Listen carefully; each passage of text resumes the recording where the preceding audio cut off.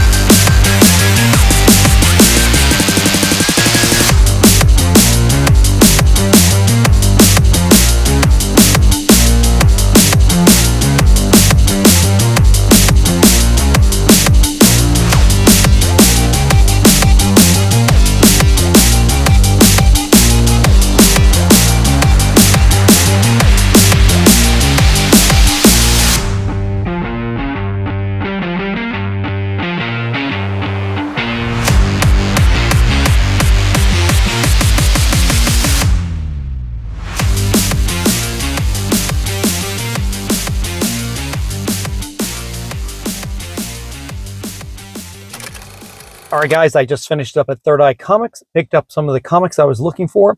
Once I get home and bag and board everything, we'll sit down and do a little show and tell. So stay tuned, and I'll be right back. All right, everybody, I made it back home, and I bagged and boarded all the new comics I picked up this week. I'm going to start off with the very first book right here that is on my pull list, actually, at Third Eye Comics. It is The Amazing Spider-Man. This is issue number 57. We still have John Romita Jr. on artwork, and at this point, we're so close to the end of the Zeb Wells run that I am just going to continue finishing up this entire run and be done with it. And I can't say that I really enjoyed it, although I think I actually enjoyed this issue more than I have most of the previous issues, especially with Tombstone there. I kind of dig what's going on with this issue as opposed to what was going on during the gang war that was leading up to issue 50. Pretty decent issue overall. Still have some of that lackluster John Romita Jr. artwork, and we'll talk about him a little bit later on another book. Actually, we're going to talk about him on the next book. Now, I didn't pick it up, but the big book this week really for me was Wolverine #1, From the Ashes. We got Wolverine #1 right there. And I actually picked up the John Tyler Christopher negative space cover as well. That's really, really nice. Let's try not knocking it over. What I didn't pick up was the variant. It was a ratio by John Romita Jr., and it was sort of a homage to Frank Miller's Wolverine #1, and I really didn't like it. There's just something missing there. I can't tell if he needs a better inker. I think Scott Hanna is not really doing him any favors. Don't really know what's going on, but I encourage you guys to look up that artwork for Wolverine #1, The Ratio by John Romita Jr., and let me know your thoughts on this. I like both of these. Now, I got the regular issue right here because I had failed to pre-order this book, even though I had been reordering all of the new X-Men as they started with their new #1s. But for some reason, I missed this. I think it got mixed in with some of the Bloodline #1s as well, because they did have a Bloodline Wolverine #1, and I'm not really big on those little miniseries like that, on individual characters like that, so I didn't order that, and I think I just lost track of this. So I wanted to get the regular issue right there, but I saw also this John Tyler Christopher cover was fantastic. This is something that needs to get signed at some point. Now, talking about getting things signed, I did pick up this right here. Now, I've got a pre-order, but I'm not sure if it'll be in time for the Baltimore Comic-Con.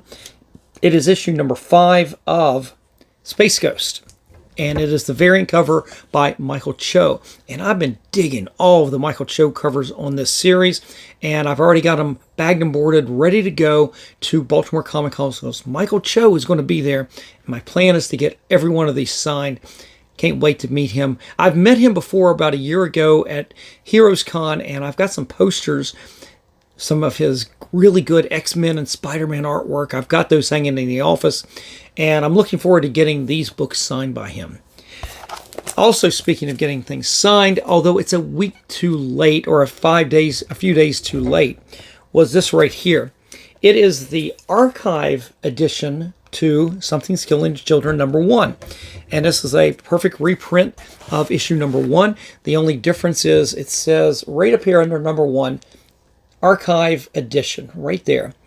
And I would have loved to have had this over the previous weekend because we had James Tynion IV was there at Third Eye Comics doing a signing, and I know I would have gotten this one signed as well. I got some other variant #1s signed while I was there, and I hope you guys get a chance to check out that video. Honestly, I cannot tell you when that video is going to come out compared to when this video comes out. I've been doing these new comic book day videos that come out on Wednesdays, but the sequence sometimes can be mixed up depending on what dates I've got things scheduled. So I'm not sure if that you're already going to have seen the James Tynion signing episode before this or after this, but I wish I had had this for the signing because I definitely would have gotten that signed. In fact, I picked up 2 copies of that right there. Now, a book that was not on my radar, but I seem to always gravitate toward it because the talent is immense and they're fun books. I mean, they're funny books, right? We've got Sergio, I'm going to mispronounce this. I always do. Sergio Aragonus. How do you say it, guys? I never knew that. Gru Minstrel Melodies. And I wasn't going to get this, but I've been a fan of Gru over the years, but only in small doses, not in great doses. And it's been a while since I've read a Gru story. So I went in and picked this up, and the thing that really impresses me is that you still have Mark Evanier working on this with Sergio, and you still have Stan Sakai doing the lettering. I mean, that's amazing with all the amount of work that Stan Sakai does on Usagi Yojimbo and Space Usagi, that he has time to do this too. So I did pick that up more as a tribute to Stan than anything else, but I've always enjoyed Gru, again, in small doses, and it's been a while. So I picked this up, and that was the end of the new comic books that I picked up this week. Not a lot of books, right? Well, that means I'm doing the right thing. I'm making choices 2 to 3 months in advance when I put that pre-order in with my subscription service, M&M Comics. That means I ordered for this particular week. I did pretty good ordering things. Really, the only thing I missed was, what was it right here? Was Wolverine #1. That was the only thing that I failed to pre-order. Now, the variants, that's a different story. Those, sometimes I might not see the artwork on the previews magazine or in the website. So I definitely would have overlooked that. But everything else right here, I know I've already got a pre-order on that, but I wanted additional copies. As I said, this right here, Space Ghost, is already pre-ordered, but I don't think it's going to make it in time for the Baltimore Comic-Con. And I do get this pre-ordered as well, but sometimes I'll do the, even though Third Eye does the regular cover, I will do variant covers through M&M Comics.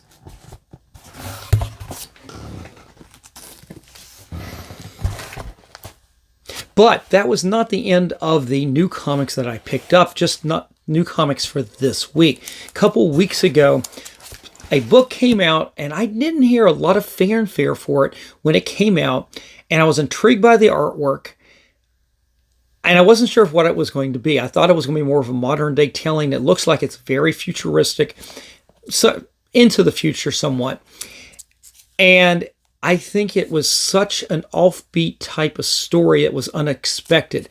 And let me show it to you here. I picked up additional copies. I picked up 2 of these of Aliens versus Avengers. I picked up 2 copies of that right there, of issue #1. And this is a book on Key Collector, is a hot trending book. This is a very popular book right here.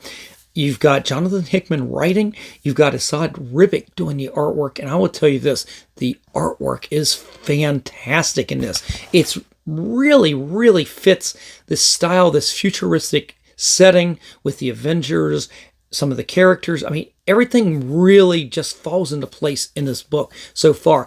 Right now, this is one of the most exciting books I've seen in the last couple weeks, and I will continue with the series. But when I went back in, now I'd already picked up a copy of this, but being a top 10 trending book, I went ahead and picked up a couple of additional copies for cover price at the LCS, and I've still got my discount for being a box holder there at Third Eye. So it was a little bit off of that, 10% I think. But you go on eBay and these things are going for $8 or $9 plus shipping. And I figured, well, my LCS still has a ton of these left over. So I went ahead and picked that up while I had the chance for cover price, right? But I also, because it is a trending book, and I didn't pick this up initially because although I like a lot of his covers, I don't like every one of them. And I tend not to buy every one of them. But Scotty Young has a cover for Aliens versus Avengers as well. And I guess that's a little bit of that speculator coming in. If the book's a top trending book, then, and Scotty Young is so popular, let's go ahead and get this book. That's a book that may, depending on where this book goes in the future, I may save that for a future signing with Scotty Young. But guys, that's it. Quick video for a new comic book day. You'll have to let me know what you picked up on this particular new comic book day by leaving me a comment in the comment section below. And if you guys like this episode and want to see more episodes just like this, definitely hit that like, slap the subscribe, and click on that notification bell so you don't miss out on any of the episodes I put out every Monday, Wednesday, and Friday at 3 p.m. All right, guys, enough of the sales pitch. I'm out of here. You guys have a great day, and remember, every comic has a story.